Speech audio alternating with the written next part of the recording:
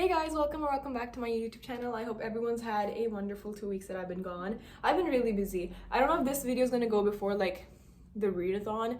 I'll see if I'm done editing it by tomorrow. Fingers crossed. But today I'm talking about all of my favorite books of 2022. So I read 137 books this year in 2022, and I'm well aware that we are like halfway through January. I've been busy, like I said. So here's my favorite books of the year. So first up is Only a Monster by Vanessa Len. This is one of my most favorite books ever. It's like a wonderful YA fantasy. It has time traveling, enemies to lovers. Like there's kind of a, like I wouldn't say a love triangle, but like a love triangle, I would say. It's an enemies to lovers. It has like anti-hero stuff going on. So if you really like that song and you like the idea and the concept of anti-hero and like the villain gets the girl, definitely read this. Basically, this is about Joan, who goes to London to visit her family. She's 16 and she's going to her mom's family, and when she gets there, she gets a job at this bookstore, and she has this guy named Nick, and he's really cute, and they're going out on a date. But that day something happens and there's an accident, and then that day she finds out that her family belongs to like a family of monsters. And basically how monsters work is each monster family has like their own specific power, and for them they can steal time. And so an accident happens and her family is not well, and basically it's really hard for her because Nick isn't just a cute boy, he's a legendary monster slayer. So then she teams up with her family's like enemies heir, and they go back in time. They're trying to undo the accident that takes place. They're also trying to bring down Nick, who's this guy who's hell-bent on bringing her down, and it's just really cute. I really like this book. Next up is Foul Lady Fortune by Chloe Gong. You guys know how obsessed I am with this book. I did a reading vlog with this and I was losing my mind. Chloe Gong knows how to write.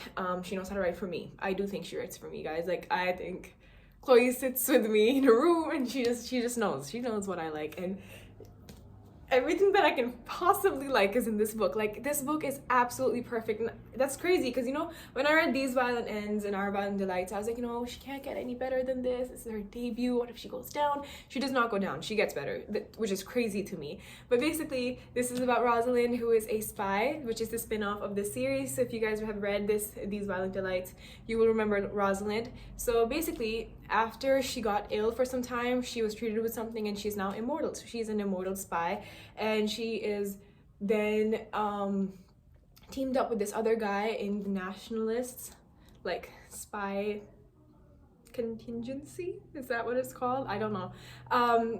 Court, I don't know what it's called. Anyways, so yeah, so Orion and her team up and they have to basically get married. And so this is like a marriage of convenience, spy, fantasy, historical. It's really good. I love, so for those of you who don't know, I love history. I'm a history student. I love history so much. I'm also like a STEM student, but I'm also a history student, and just some like historical aspects, like reading about like the Manchurian Crisis, I was like, oh my god, I know this, I've read this, I've studied this, and yeah, I love that. But yeah, this was giving like grumpy Sunshine. Rosalind's really grumpy, Orion's really sunshine. He's constantly flirting with her, she's constantly annoyed with him, and you know, there's fighting, there's a lot of battle scenes, there's like amazing scenes. Like, I can't even begin to tell you, but this book, absolutely wonderful. This wouldn't be like a 2022 read if I didn't talk about If You Could See the Sun by Anne Leung, and this book is absolutely amazing. Again, you can see how much I annotated it. This book is an academic rivals to lovers. It's a dark academia, so it talks about social class, it talks about like a bunch of important things, and this book was just so wonderfully done. It was so wonderfully written, and it was so real. Like, there was a lot of instances where I related so much to the main character, and it was just absolutely wonderful. Yeah, so basically this girl, she finds out that she can go invisible at times, and so she decides to set up this app called the Beijing Ghost. But to do that, she has to team up with her like academic rival, who's very cute, I would say. So he's very hot. I really like him. I will not be ashamed to admit that I have a crush on the guy. He was great. Absolutely lovely book. Like 5 out of 5. I can't express how much I love this book so much. Next up is Better Than the Movies by Lynn Painter. If you guys know me, you know that I am two things. I'm a Better Than the Movies girl, and I'm also a You Deserve Each Other girl, and I'm also a Six of Crows girl. I'm a lot of girls, actually. Hold on. Anyways, so Better Than the Movies is one of my most favorite books ever. Like, not only of 2022, but like ever, and I just don't see myself getting over this book anytime soon. I can talk about it for days. I have gone to war for these characters. Like, I'm not even joking. I've had arguments with people that I love over these characters, like defending them and their actions. It's basically the most rom-com movie-like book that you will ever read, and it's the most like, it's just the cutest book ever.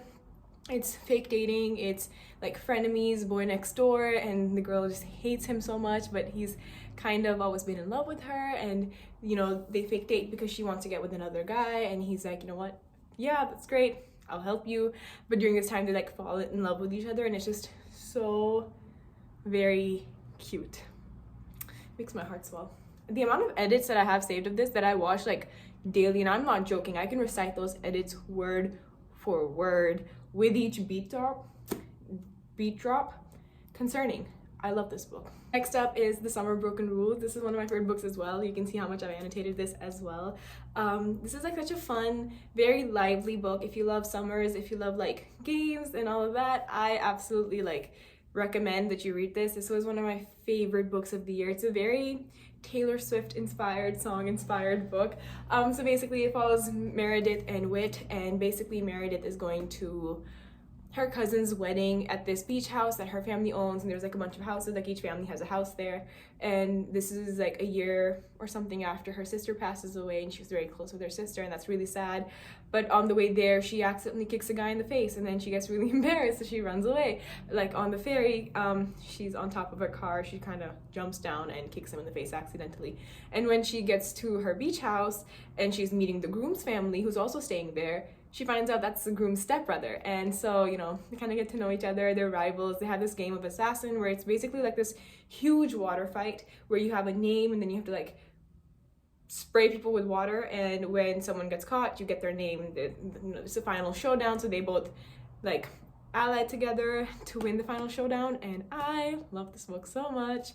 I think I'm gonna reread this sometime soon. I just don't know when, but what a book. It was so cute. So the next book is Excuse Me While I Ugly Cry by Joya Goffney, which I'm absolutely obsessed with. This is another rom-com. This should be made into a movie. You can see how much I liked it. Like, I've annotated it a bunch. So it basically follows Quinn and Carter. Quinn writes lists down in this like red diary, I would say, and some of them are really like her deepest like thoughts, like darkest thoughts, like her insecurities, etc. And she's studying with Carter like for this group project, and she leaves the diary behind accidentally. And when she tells him to bring it back, he accidentally loses it, and then the next day someone is texting Quinn and they're like, unless you follow through with the things that you've written on your diary, like the bucket list that you have, we're gonna start posting everything that you've written here, like your secrets, etc., and we're gonna start exposing you basically. So then they start working together to get the diary back. Yeah, it's a cute book. Hold on. Next up is Stalking Jack the Ripper. I've only read the first two books of this series, but can I just say, I have an unhealthy obsession with this series. Like, this is the best historical, like, mystery, romance-y series. So this is like a romance subplot mystery. It's an academic rivals to lovers set in the 1800s. I've talked about this book so many times. It feels like I'm reading a script, but I think everyone should read this book. It's just the cutest. I love Thomas. I love Audrey. If you like characters, first of all, if you like academic rivals to lovers, you should definitely read this. If you're like a fan of historical fiction, read it. But also if you like when main characters are constantly taunting each other and they're getting on each other's nerves and they're flirting with each other, specifically the guy's kind of like always flirting with the girl and she's kind of always just like, shut up, I don't care. Yes, definitely read this book. It's absolutely wonderful. Like, I can't express it enough. I also am obsessed with A Broken Blade by Melissa Blair.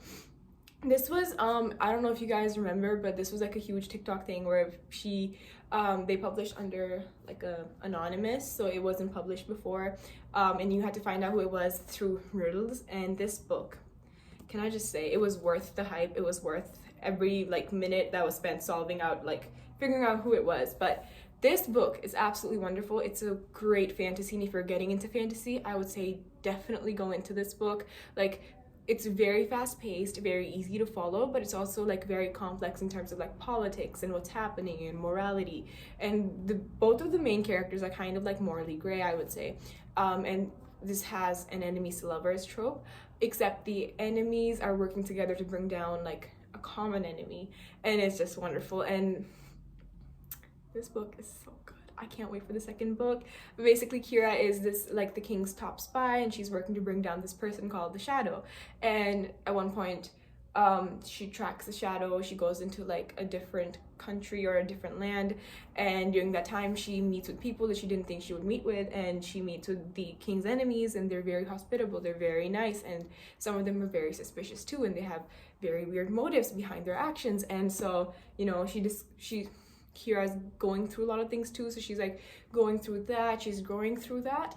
And I just think the character's progression and everything about this book, like the plot was amazing, the characters were amazing, very lovable, like they were complex characters, and every single thing, like there was nothing that was an extra detail. Like every detail like made sense, like it all came together, and I just think this book is absolutely wonderful. In terms of dark romances, I read like a bunch last year, but I think The Predator and the Darkverse series just takes like top place. I think this series has a place in my heart that no other series, be it like fantasy or romance, like I said that about every series that I like, but like this book, I love it so much. It's so good, guys. I can't express it enough.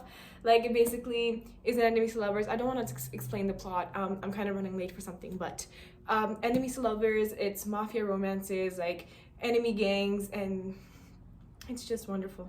It's a work of art. Everyone, if you like dark romances, if you like enemies to lovers, if you like all of that, but also if you like strong female characters who are written absolutely wonderfully, and just a dark romance that doesn't glorify and romanticize like assault and all of that, because I hate that stuff in dark romances, but this book just is absolutely wonderful. Like every single thing about this book and the way that it's written is just great. I can't express it enough. You should definitely read The Predator and The Reaper and all of the other books. I feel like I was kind of rushed near the end, and I'm kind of sorry about that, but I really need to get somewhere. I'm really late. But thank you guys so much for sticking around. I really hope you enjoyed this week's video. If you did, please support me in any way that you can. Subscribe, like, comment. I will be reading, and I will be seeing you guys next week. Have a fun week, guys.